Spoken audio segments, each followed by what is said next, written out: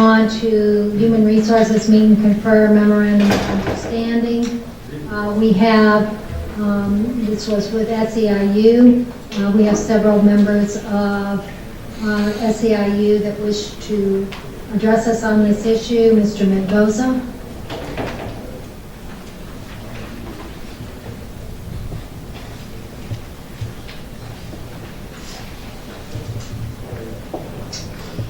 Good morning, Madam Chair, Board, Mr. Huckleberry. My name is Art Mendoza. I'm the president of SEIU of Arizona, Local 48, and we support the adoption of this MOU. We're really proud of the work we've done this year. However, there are two, not included in this agreement, are two proposals that county administration rejected. And I'm going to speak to these items because we think that these proposals really could help save the county money in retention and productivity costs. And so we'll ask the Board of Supervisors to consider taking future action on these items as well. First, updating non-discrimination policies to include gender identity and gender expression is an easy but necessary change.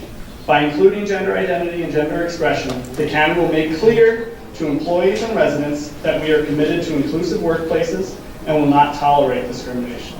The reasons to update non-discrimination policies are numerous, and this change will cost us nothing. Frankly, we were a little surprised that this was met with opposition at the table by county administration. But we hope the board can take action on this item in the future. Second, we proposed adopting paid parental leave for county employees. Parental leave could be a win-win. By providing paid parental leave, the county will be seen as a leader in Arizona in addressing the changing demographics and values of the workforce, and will improve its ability to retain and attract the best, brightest, and most productive county workforce. And taxpayers will benefit because we won't see our tax dollars being used to train and retrain employees that leave.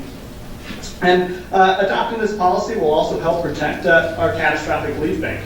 The joy of a new child is not a catastrophic event.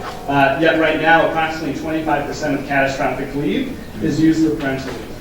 And without addressing parental leave, the CAT Bank will face issues in the future.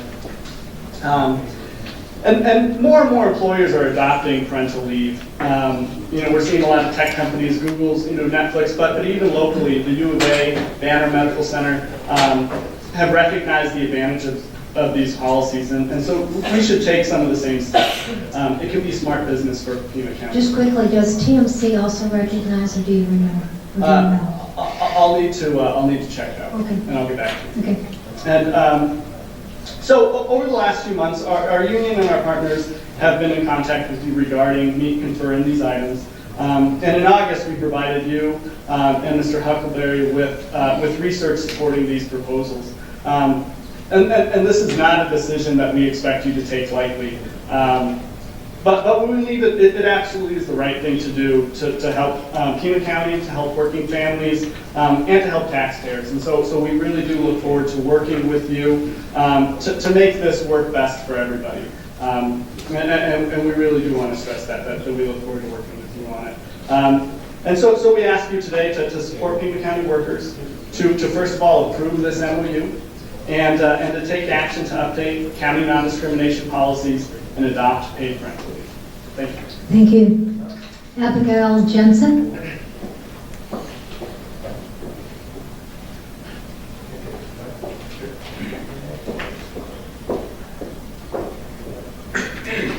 Good morning, Madam Chair. My name is Abigail Jensen. I'm the Vice President and General Counsel of the Southern Arizona Gender Alliance.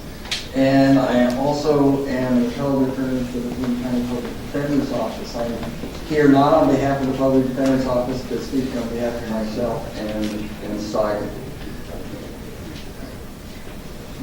It was a surprise to us when we discovered that Pima County does not already include, specifically include gender identity and gender expression in its non-discrimination policies. There is, of course, a legal theory, as you all know, that is already covered as a type of sex discrimination, but the failure to specifically enumerate those categories leaves both the public and the employees and supervisors and managers ignorant of everything that is covered, and that in fact this is a priority for Pima County. I myself am a transgender employee of Pima County.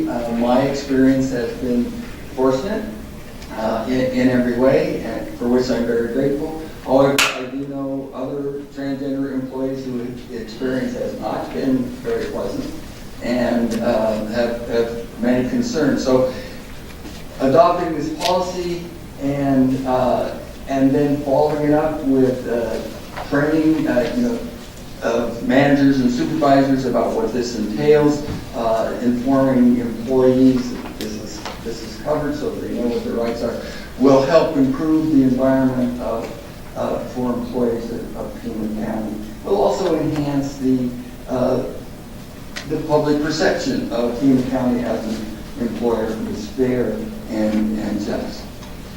There's much research showing that transgender employees who are treated well on the job or protected by non-discrimination proposals are very loyal, very productive employees. They like to stay where they're treated right, and that's a very positive thing. We also support the adoption of the paid parental leave policy, although I'm past the point where that's likely to be part of my own life. Transgender people and other gender non-conforming people are parents, and having the ability to have paid leave to adequately care and bond with their children, whether naturally born or their own or adopted, is very important. So I thank the board, and I support you in approving the MOU with the addition of the non-discrimination policy and the paid parental leave. Thank you. Jim Owen?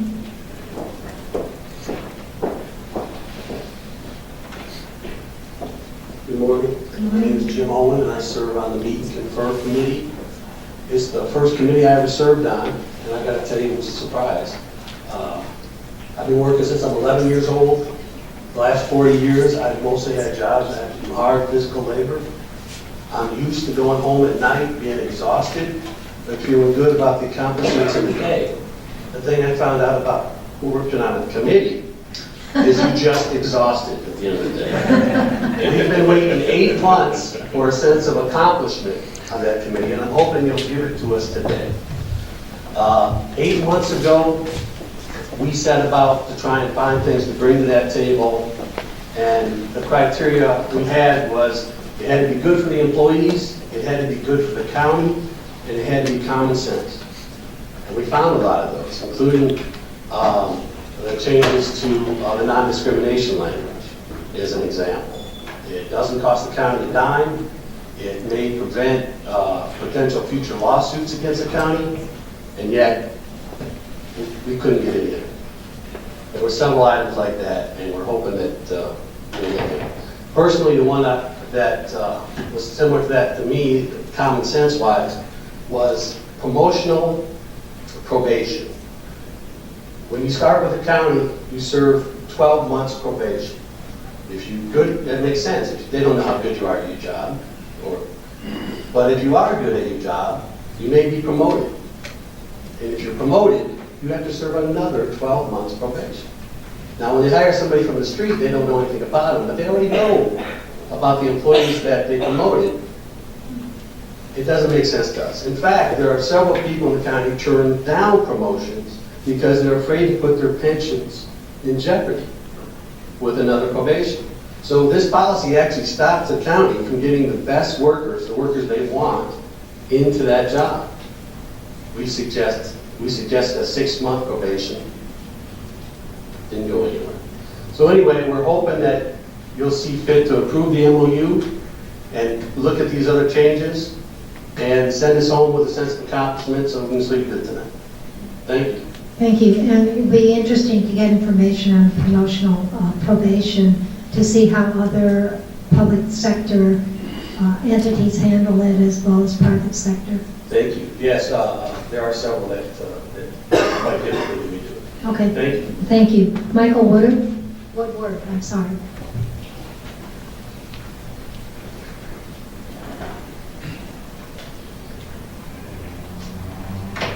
Good morning, Madam Chair and Board.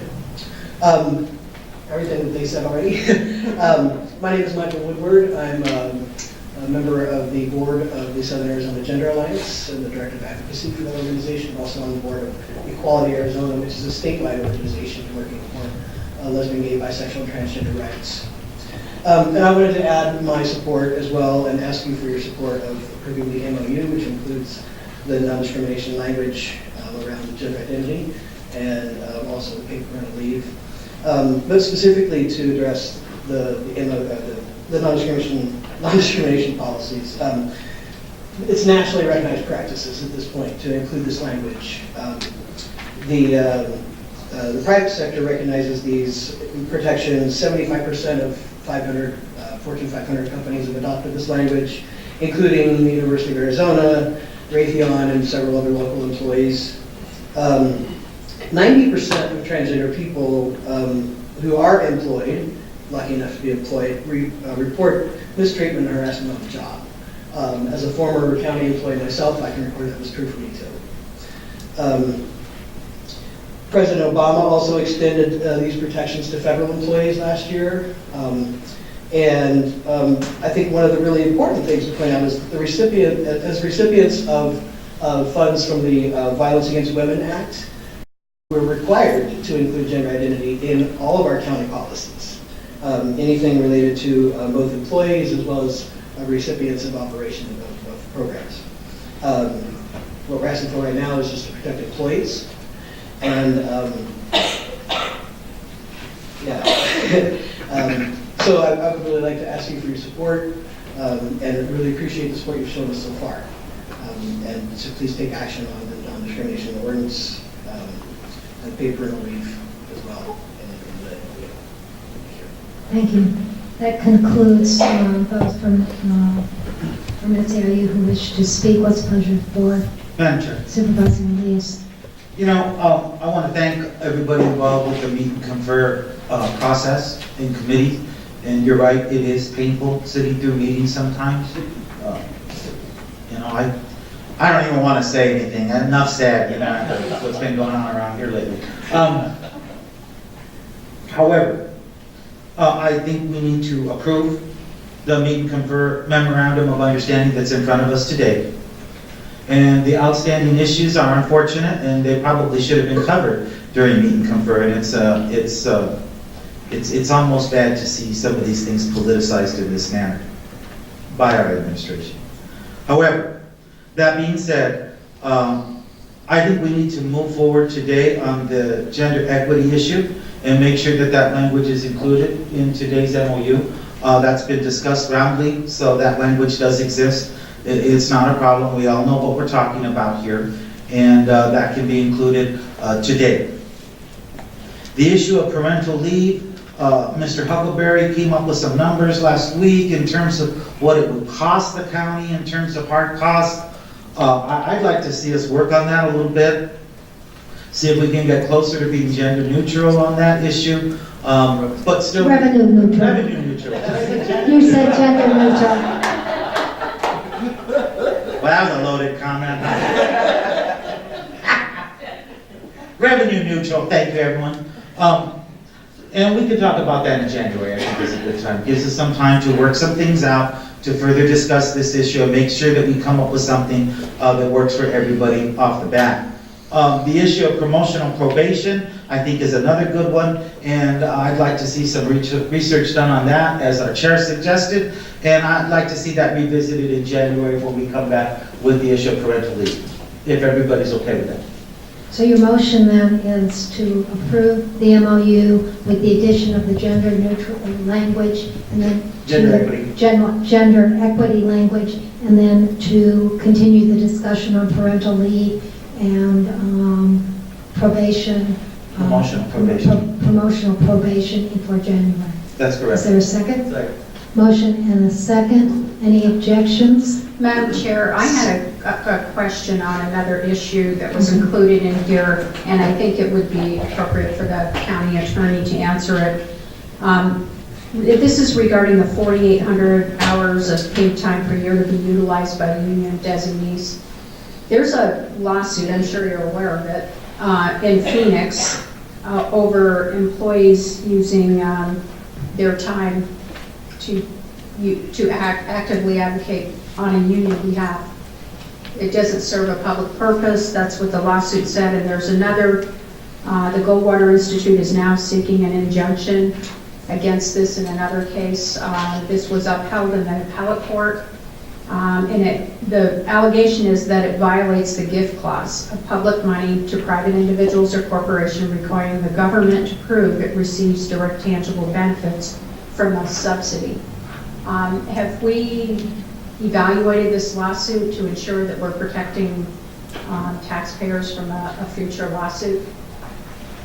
Madam Chair, Supervisor Miller, we have examined the decision, which was Cheatham/Hui versus DeCiccio, which came out of Division 1. And as you know, this board approved a further appeal in that case. We are appealing that to the Arizona Supreme Court, along with PLEA, which is the Phoenix Law Enforcement Association.